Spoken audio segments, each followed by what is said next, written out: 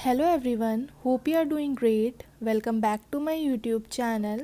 The topic for today's discussion is image compression. जब आप कुछ वेबसाइट के वेब पेजेस को ओपन करते हो तो you must have noticed that it take a lot of time to load some pages or images. To improve web performance and for making website faster by reducing the load time and page weight, it is very important to use correct image format like JPEG, PNG, etc. Today we are going to discuss different file format and how images are compressed for improving web performance. For photographs, JPEG is good, and for graphics and screenshot, PNG is good. When we talk about image compression, then it means that minimizing the number of bits required to represent an image. जब हमें image compress करनी होती है तो हमें एक method follow करना होता है जिसमें various steps होते हैं. हम इन सारे steps को follow करते हैं तो उसके बाद हमें एक compressed image मिलती है. यहाँ हम लॉसी कंप्रेशन की बात करेंगे. लॉसी कंप्रेशन के बारे में हम ऑलरेडी डेटा कंप्रेशन में पढ़ चुके हैं. अगर आपने वो वीडियो नहीं देखा है तो उस वीडियो को एक बार देख लीजिएगा, पर यहाँ पे मैं आपको शॉर्ट में समझा देती हूँ. लॉसी का मतलब होता है अगर आप कंप्रेस्ड इमेज से वापस से ओरिजिनल इमेज चाहते हैं तो आपको वो इमेज नहीं मिलती. जो भी इमेज होती है वो हमेशा मैट्रिक्स की फॉर्म में रिप्रेजेंट करते हैं. मैट्रिक्स की जो वैल्यूज़ होती हैं वो पिक्सल इंटेंसिटी को शो करती हैं. लार्जर नंबर रिप्रेजेंट करता है ब्राइटर पिक्सल को और a smaller number represent a darker pixel. Here you can easily see that the dimension of this image is 3840 cross 2400, but the size of this image is 1.48 MB. मतलब ये 2 MB भी पूरा नहीं है. तो ये कैसे हुआ है? तो ये हुआ है थ्रू इमेज कंप्रेशन. यहाँ पर JPEG इमेज कंप्रेशन यूज़ हुआ है to compress this image. JPEG image compression is lossy compression. Lossy का मतलब होता है आप इस इमेज की कुछ पार्ट्स को रिमूव करते हो जो कि आप दोबारा से रिकवर नहीं कर पाते हो, जिससे आप उस पर्टिकुलर इमेज को स्मॉलर बिट्स में रिप्रेजेंट करते हो. JPEG is not the only compressed image format, but it is the most common one. But remember, the more information you discard, the worse the quality of image gets. ये जो discarded information होती है image की while compression, वो parts होते हैं जो हम human notice नहीं करते किसी भी photographs में easily. इमेजेस को कंप्रेस करने के लिए एक मेथड होता है जिसमें वेरियस स्टेप्स होते हैं. आप वो सारे स्टेप्स फॉलो करते हो to compress the particular image. The first step is colour space conversion, then chroma sampling, then discrete cosine transformation, then quantization, after that zigzag arrangement, then you do run length encoding and finally Hoffman coding. यहाँ पर जो run length encoding and Huffman coding है ये lossless compression है. तो चलिए इन सारे steps के बारे में एक एक करके बात करते हैं और समझने की कोशिश करते हैं कि इमेजेस कंप्रेस कैसे की जाती हैं. Coloured images have different channel for each colour component like red, green and blue. The first step for image compression is colour space conversion.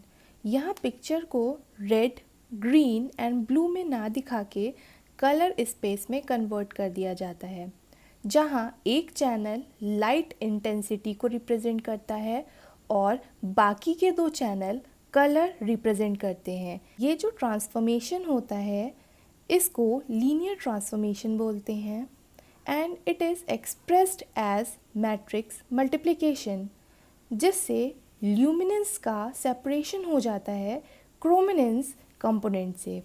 अब हम क्या करते हैं कि इन क्रोमिनेंस कंपोनेंट की इंटेंसिटी को कम कर देते हैं, क्योंकि हमारे जो विजुअल सिस्टम होते हैं वो कलर से ज़्यादा ब्राइटनेस सेंसिटिव होते हैं और ये स्ट्रैटेजी क्रोमा सैम्पलिंग कहलाती है. फॉर कंप्रेशन दूसरा बेनिफिट हम ये ले सकते हैं और इमेजेस को फर्दर कंप्रेस कर सकते हैं कि ह्यूमन विजुअल सिस्टम जो होते हैं वो बहुत छोटी इमेजेस या बहुत छोटी ऑब्जेक्ट या फाइन डिटेल्स को ईज़िली मिस कर देते हैं। तो हम ये बेनिफिट भी उठा सकते हैं और इमेज को फर्दर कंप्रेस कर सकते हैं। जेपीईजी में क्या होता है कि जो इमेजेस होती हैं वो 8x8 के ब्लॉक में डिवाइड कर दी जाती हैं और फिर क्वांटाइजेशन कर दिया जाता है ब्लॉक्स को इन फ्रीक्वेंसी डोमेन रिप्रेजेंटेशन। मतलब इस 8x8 ब्लॉक को 64 फ्रीक्वेंसी पैटर्न से कंपेयर किया जाता है। जो स्पाशियल फ्रीक्वेंसी होती है वो left to right and top to bottom increase होती है। इससे हम इमेज को फ्रीक्वेंसी कंपोनेंट में डिकम्पोज कर देते हैं। इस मेथड को हम डिस्क्रीट कोसाइन ट्रांसफॉर्मेशन कहते हैं। Now in image compression our next step is quantization.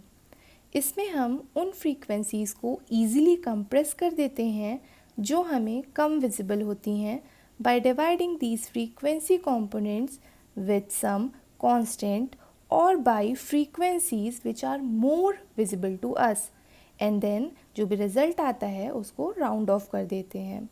ऐसा करने से हमारे पास नंबर ऑफ़ ज़ीरोज़ बहुत सारे आ जाते हैं। इससे कंप्रेशन तो हो जाता है पर इमेज क्वालिटी लो हो जाती है। क्वांटाइजेशन के बाद हमारे पास बहुत सारे ज़ीरोज़ आ जाते हैं और इन ज़ीरोज़ को फिर हम मोर इफ़िशेंटली स्टोर कर देते हैं बाय रीअरेंजिंग दीज एलिमेंट्स। इन ज़ीरोज़ को ज़िगज़ैग ऑर्डर में ग्रुप कर देते हैं जिससे हमें कुछ इस तरीके का रिज़ल्ट मिलता है। अब आप यहाँ पर देख रहे हो कि आपके पास बहुत सारे ज़ीरोज़ हैं, तो आप यहाँ पे क्या कर सकते हो, रन लेंथ इनकोडिंग का यूज़ कर सकते हो। रन लेंथ इनकोडिंग के बारे में हम ऑलरेडी डिटेल में डिस्कशन कर चुके हैं। अगर आपने वो वीडियो नहीं देखा है तो एक बार उस वीडियो को देख लीजिएगा। मैं आपको शॉर्ट में समझा देती हूँ।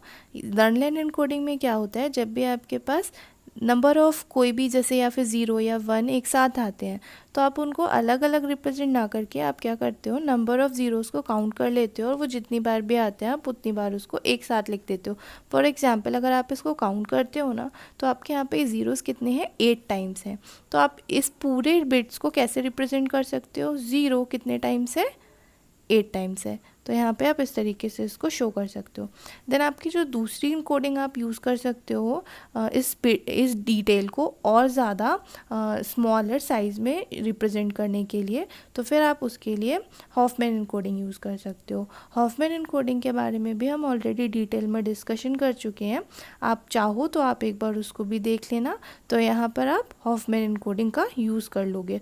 हॉफमैन इनकोडिंग में आप क्या करते हो, जो भी एलिमेंट्स या जो भी आपका इन्फॉर्मेशन बार बार यूज़ हो रहा है, फ्रीक्वेंटली यूज़ हो रहा है, उसको आप शॉर्टर कोड से रिप्रेजेंट करवाते हो और जो भी आपके जो एलिमेंट्स या बिट्स हैं वो आपके कम यूज़ हो रहे हैं तो आप उसके लिए लार्ज कोड ले सकते हो। तो आप एक बार उस वीडियो को ज़रूर देख लेना तो आपको बेटर आइडिया लग जाएगा कि आप हॉफमैन कोडिंग कैसे कर सकते हो।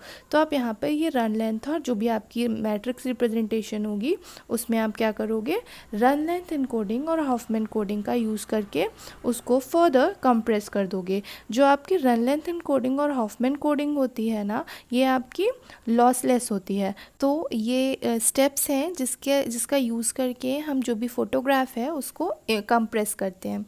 एक चीज़ और समझने वाली है कि फ़ोटोग्राफ्स के लिए तो जेपीईजी बेस्ट है और भी बहुत सारे कंप्रेशन होते हैं, मोस्ट कॉमन इज़ जेपीईजी। तो उसके लिए तो आप जेपीईजी यूज़ कर लोगे, किसके लिए, फ़ोटोग्राफ्स के लिए।